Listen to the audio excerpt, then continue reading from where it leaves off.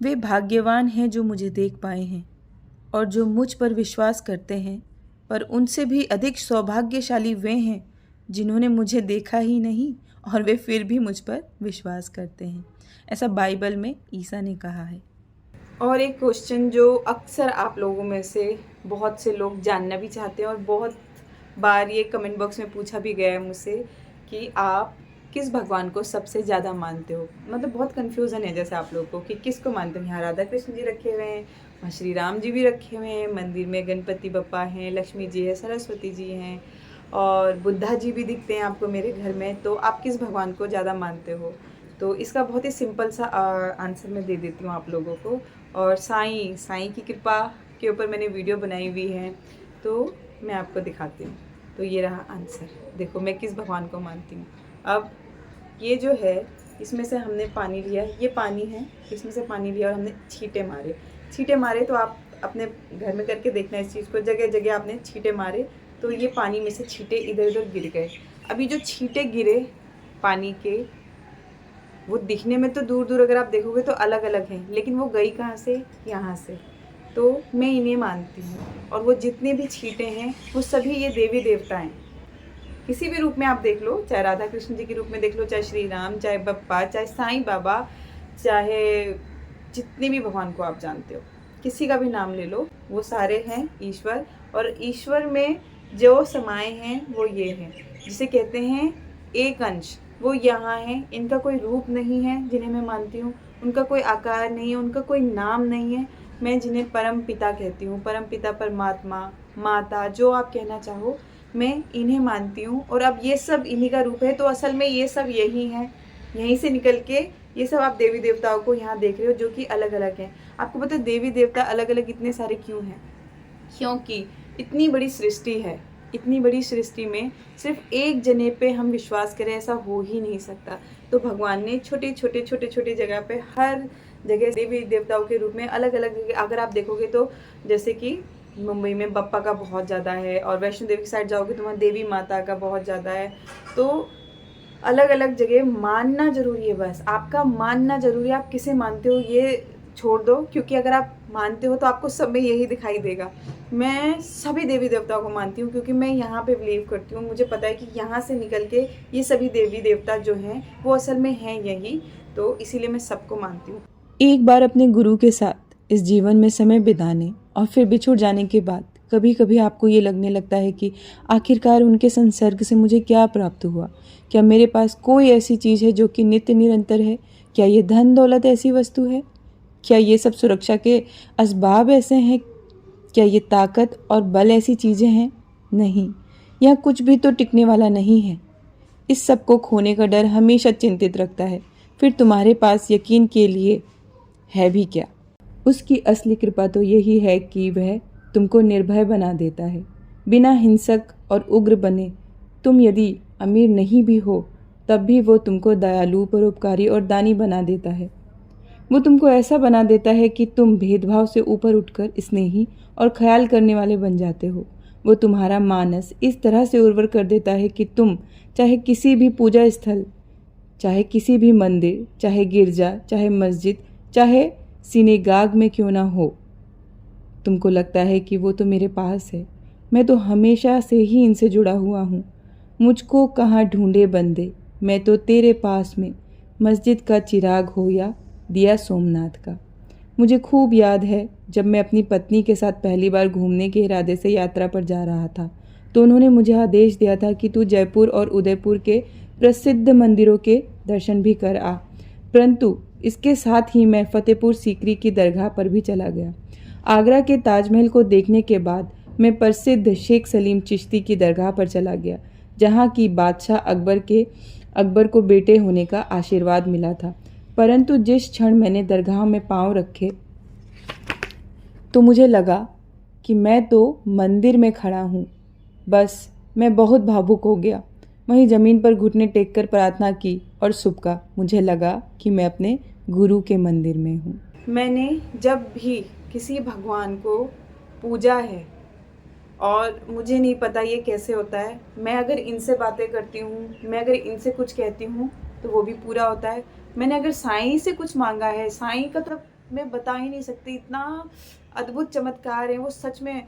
मैं आपको बता दूं कि मैं साईं बाबा का रोज़ वो जो एक, जैसे हमारी चालीसा होती है साईं बाबा का जो था, जो शिरडी में आएगा आपद दूर भगाएगा, चढ़े समाधि की सीढ़ी पर, पैर तले दुख की पौड़ी पर, त्याग शरीर चला जाऊंगा, भक्त है तू दौड़ आऊंगा, मन में रखना दृढ़ विश्वास, करे समाधि पूरी आस, मुझे सदा जीवित ही जानो, अनुभव कर सत्य पहचानो, मेरी शरण आ खाली जाए, हो सो कोई मुझे बतलाए, जैसा भाव रहा जिस जन का, वैसा रूप हुआ मेरे मन का, भार तुम्हारा मुझ पर होगा, वचन न मेरा झूठा होगा, असहायता लो भरपूर, जो मांगा वह नहीं है दूर, मुझ में लीन वचन मन खाया, जिसका ऋण न कभी चुकाया, धन्य धन्य वह भक्त अनन्य, साईं शरण तक जिसे न अन्य। तो मुझे आज भी मेरे साईं बाबा की ये चालीसा बोल लो, आप स्तुति बोल लो, मुझे आज भी याद है, क्योंकि मैं एवरी डे इसका मन में निरंतर पाठ करती रहती थी, निरंतर, और एवरी डे करती थी, मुझे आज भी याद है।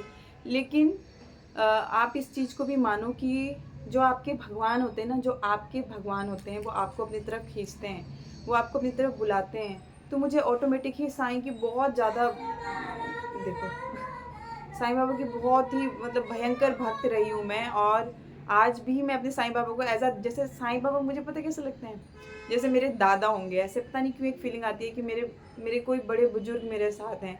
मतलब कैसे बताऊँ आपको, नहीं बता सकती, रोंगटे खड़े होते हैं। तो बहुत सारी मेरे ऊपर चमत्कार हैं उनके, उन्होंने किए हैं, मुझे दिखाए हैं। पाठ मुझे साईं बाबा के मंदिर से ही मिला है। मैं आपसे बताना चाहूँगी कि जैसे मैं बताती थी कि पाठ का नाम उसी मंदिर से मिला था।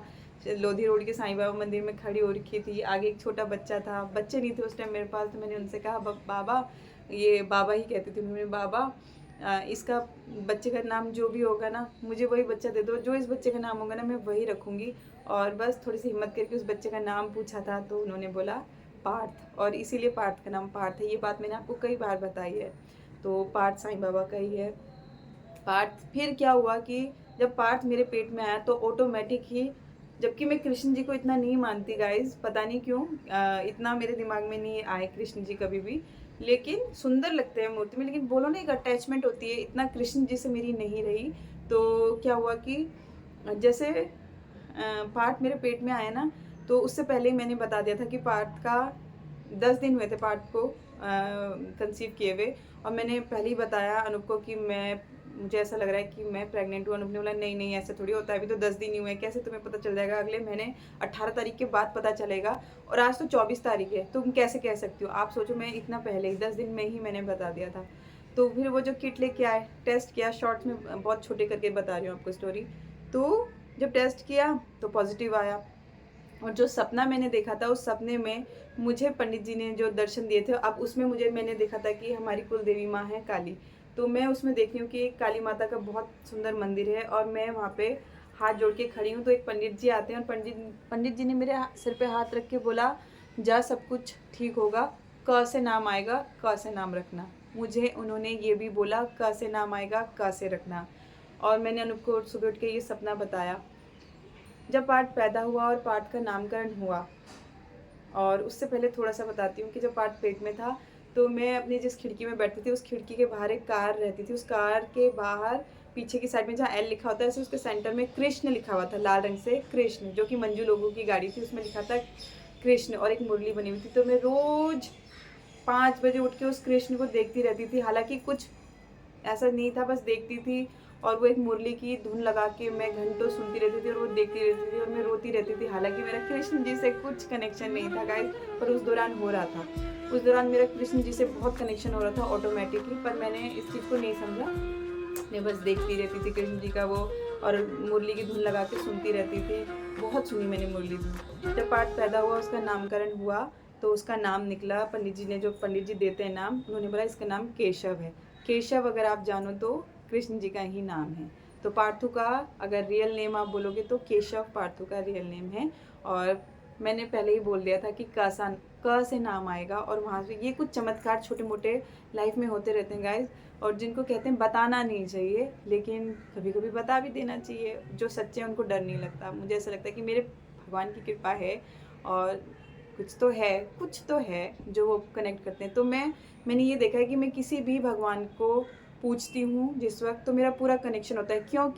क्योंकि मैं ना यहाँ पे हूँ, मैं इनको मानती हूँ, और इनको मानने से क्या होता है कि आप सब में यही रूप देखते हो, इसीलिए मेरा कनेक्शन जुड़ जाता है क्योंकि मैं यहाँ पे हूँ।